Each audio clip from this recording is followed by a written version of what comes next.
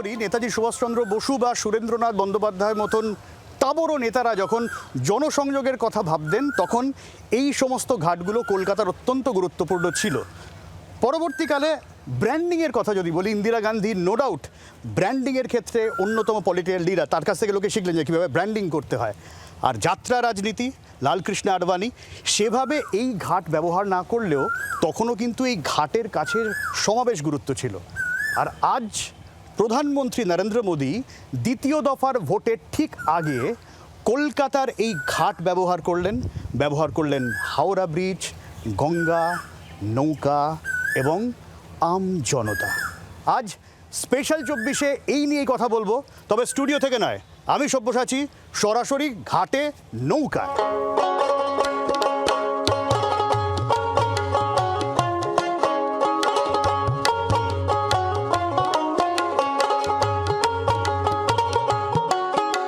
তো আজকে 6:30 আমরা গঙ্গা বক্ষ থেকেই করি স্পেশাল 24। আমাদের সঙ্গে রাজনৈতিক বিশ্লেষক বিশ্বজিৎ দাস রয়েছেন। চলুন বিশ্বজিৎ, আমরা ভাসতে ভাসতে কথা বলি আজকে।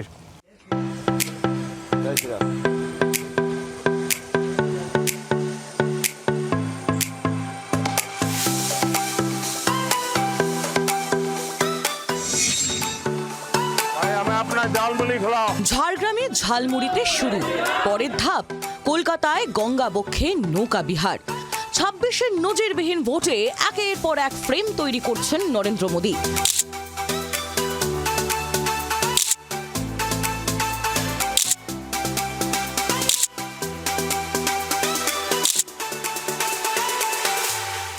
তৈরি করছেন ন্যারেটিভও। শুক্রবার প্রথম দফার ভোটের পরের দিন চমক দিয়ে প্রিন্সেপ ঘাটে পৌঁছে গেলেন প্রধানমন্ত্রী। কথা বললেন প্রাতঃভ্রমণকারীদের সঙ্গে। দ্বিতীয় দফার ভোটের আগে জনসংযোগও সারলেন। প্রধানমন্ত্রীকে হাতের দূরত্বে পেয়ে হতবাক অনেকেই। প্রিন্সেপ ঘাটে উৎসুক জনতার ভিড়।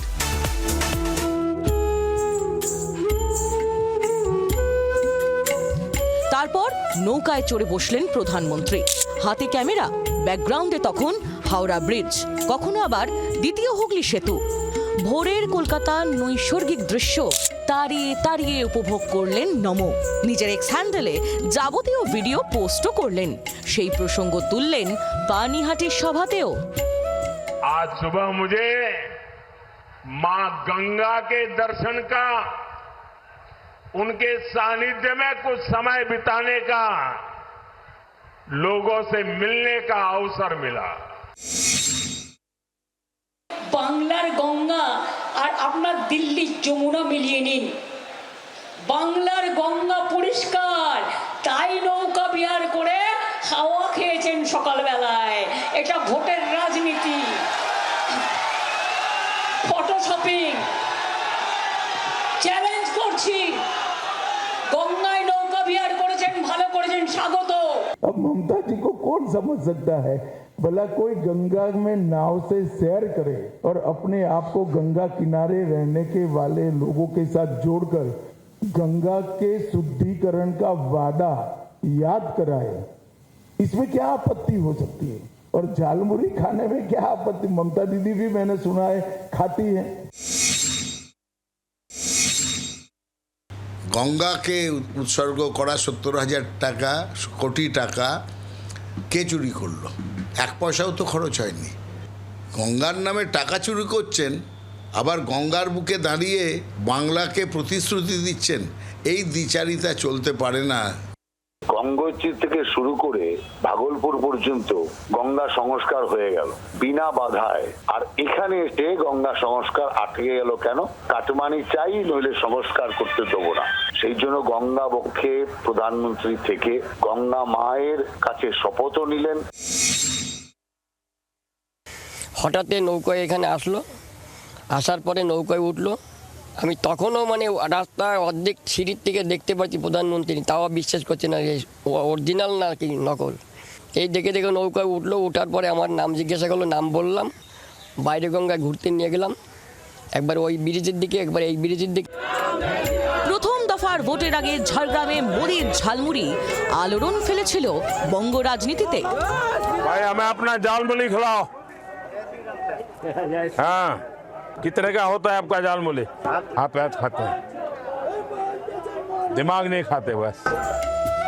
2014 লোকসভা ভোটে বারাণসী কেন্দ্রে মনোনয়ন পেশের আগে নরেন্দ্র মোদী বলেছিলেন মা গঙ্গাই তাকে ডেকে এনেছেন।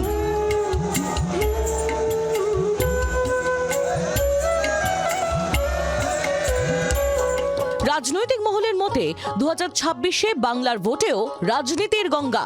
এদিন গঙ্গা তীরে মোদী একাধারে সারলেন জনসংযোগ, অন্যদিকে মনে করাতে চাইলেন আমি তোমাদেরই লোক। দ্বিতীয় দফার ভোটের আগে গঙ্গা বক্ষে কৌশলী হোমওয়ার্ক।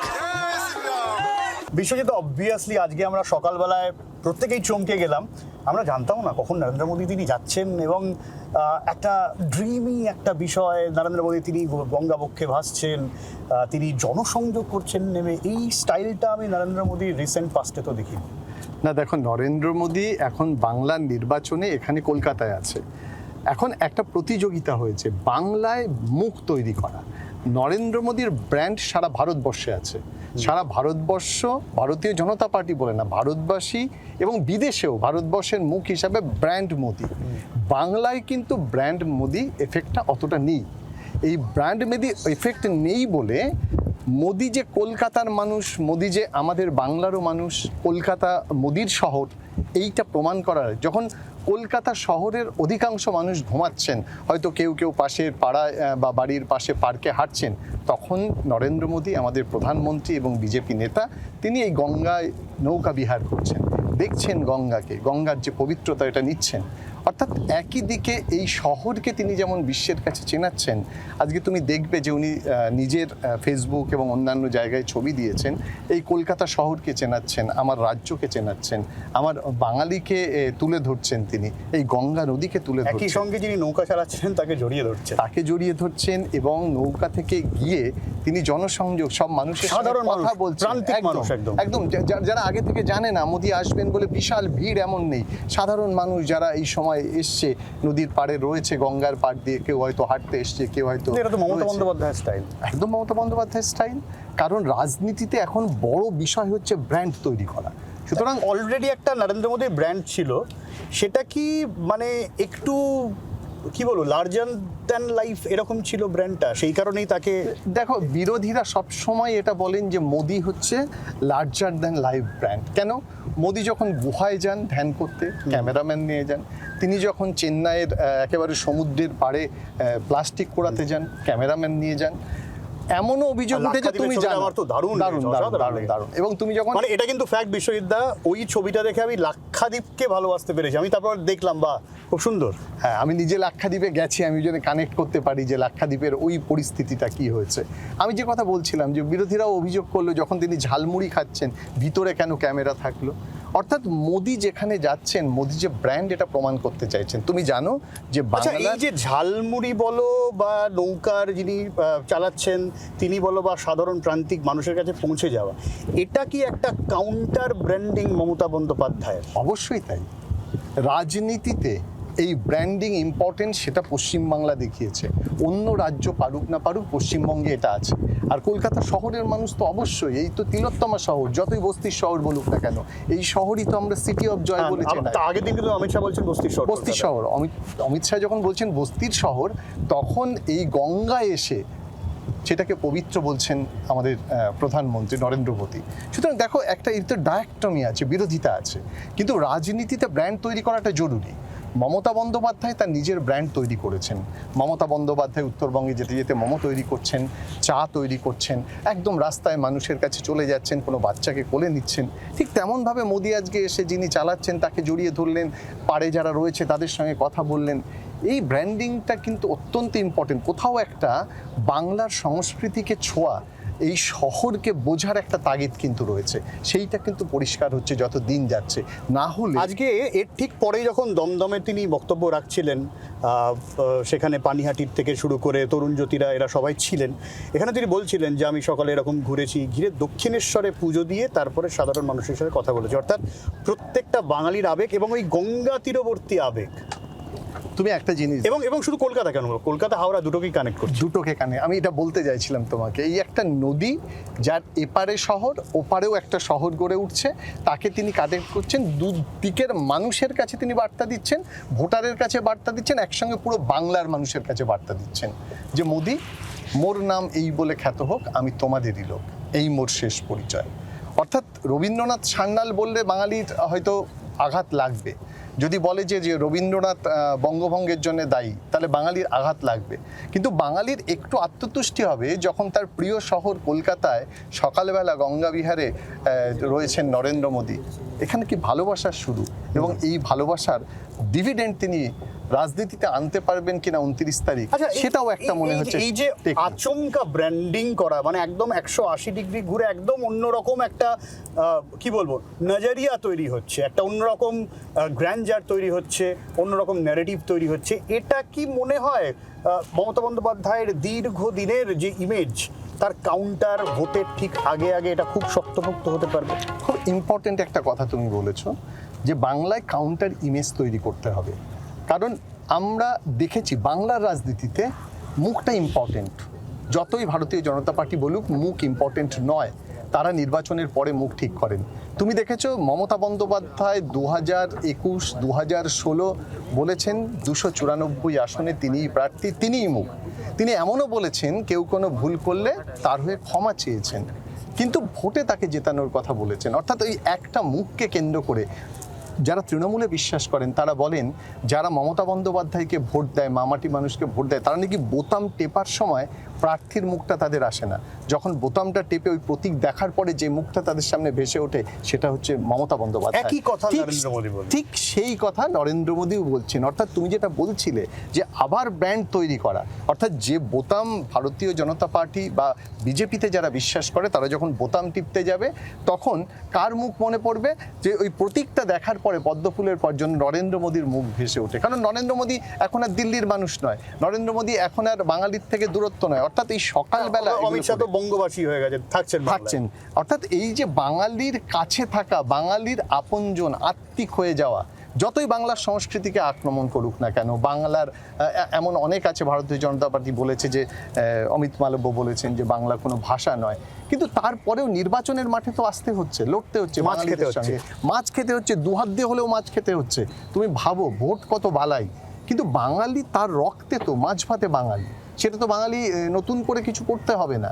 তাই এই যে মোদির ব্র্যান্ড তৈরি করা, সেইটা কিন্তু আজকে আরও একটা স্টেপ এগিয়ে গেলেন মোদি। অর্থাৎ ব্র্যান্ড মোদি বাংলায় যেন আজকে প্রতিষ্ঠা হলো, অনেকটা আগে গেলেন, এবং গঙ্গাকে তিনি কোথাও একটা যেন আমাদের পূজ্য একটা জায়গা, মা গঙ্গা, তাকে আমরা পুজো করি। নিয়ে তো আগেও নরেন্দ্র মোদী নমামি গঙ্গে প্রজেক্ট তো নরেন্দ্র মোদী সরকারের একটা বড়সড় প্রজেক্টই জায়গা, কিন্তু এখানে কোথাও গিয়ে যে আবহে গোটা বিষয়টা শুট করা হয়েছে, আমরা এখন যেহেতু জোয়ারটা রয়েছে ফলে আমরা ফার্স্ট ব্রিজটা দেখাতে পারছি না, আমরা সেকেন্ড ব্রিজের আশেপাশে ঘোরাফেরা করতে হচ্ছে আমাদের, কিন্তু এই যে গোটা আবহ তৈরি হলো এবং তারপরে গিয়ে সাধারণ মানুষের সঙ্গে মেশা, কোথাও গিয়ে একটা তৃণমূলকেও বার্তা দেওয়া যে এটা আমার মনে হয়েছে যে মামাটি মানুষ বলে যেটা তৃণমূল দাবি করে, বিজেপিও এটা দিতে পারে এবং দিতে চাইছে বিজেপি কোথাও গিয়ে। দেখো একটা জিনিস, যে তৃণমূল কংগ্রেস অলরেডি, মানে কারণ বিজেপির কাউন্টার তো কংগ্রেসের তরফে শিল্পপতিদের নাম করে খোঁজা দেওয়া হয় একদম, কিন্তু এই জায়গাটায় তুমি যে বলছিলে না, প্রান্তিক মানুষের কাছে যারা সাধারণ মানুষ তাদের সঙ্গে কথা বলছে, সেই যে যখনই ব্র্যান্ডের কথা, ব্র্যান্ড মানে কি খালি ছবি তোলা, খালি গঙ্গাবক্ষে যাওয়া, হঠাৎ করে সাধারণ মানুষের কাছে চলে যাওয়া, তাদের লোক হিসাবে তাদের সঙ্গে কথা বলা। আর শিল্পপতিদের লোক মানে বলতে গেলে যারা আমাদের ভারতবর্ষে যারা শিল্পপতি আছেন তারা এই দলটাকে চালান কিনা, তারা নরেন্দ্র মোদীর বন্ধু কিনা, বিরোধীরা একাধিকবার এই খোঁচা দিয়েছেন। সেই কারণে নরেন্দ্র মোদী আরও অনেক বেশি মানুষের কাছে পৌঁছাতে চাইছেন।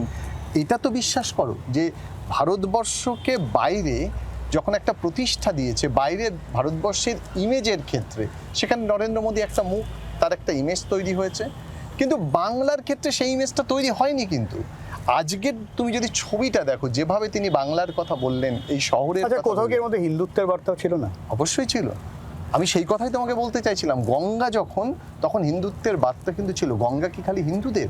সবার, কিন্তু কোথাও একটা সিম্বলিজম এখানে কাজ করেছে, এবং মা গঙ্গাকে পুজো করা তাকে নিয়ে সূর্যের বন্দনা করা, এইগুলো কিন্তু হিন্দুত্বের একটা অংশ। তার মানে অন্য কেউ করতে পারবে না এমন নয়।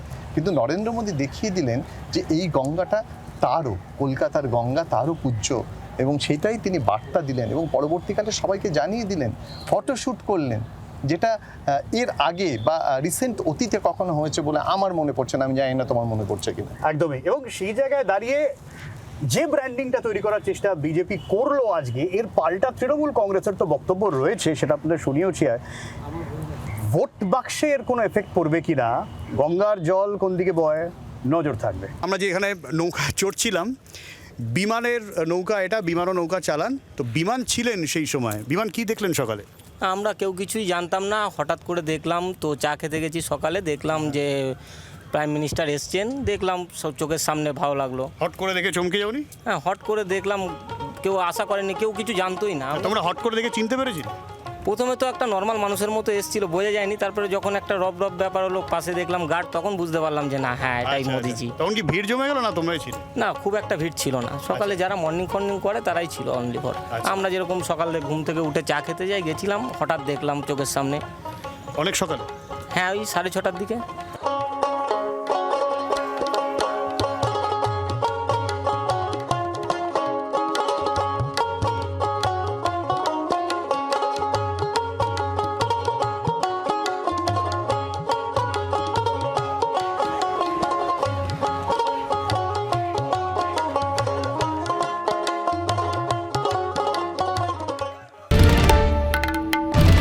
বাংলার আওয়াজ, বাঙালির আবেগ, জি 24 ঘন্টা।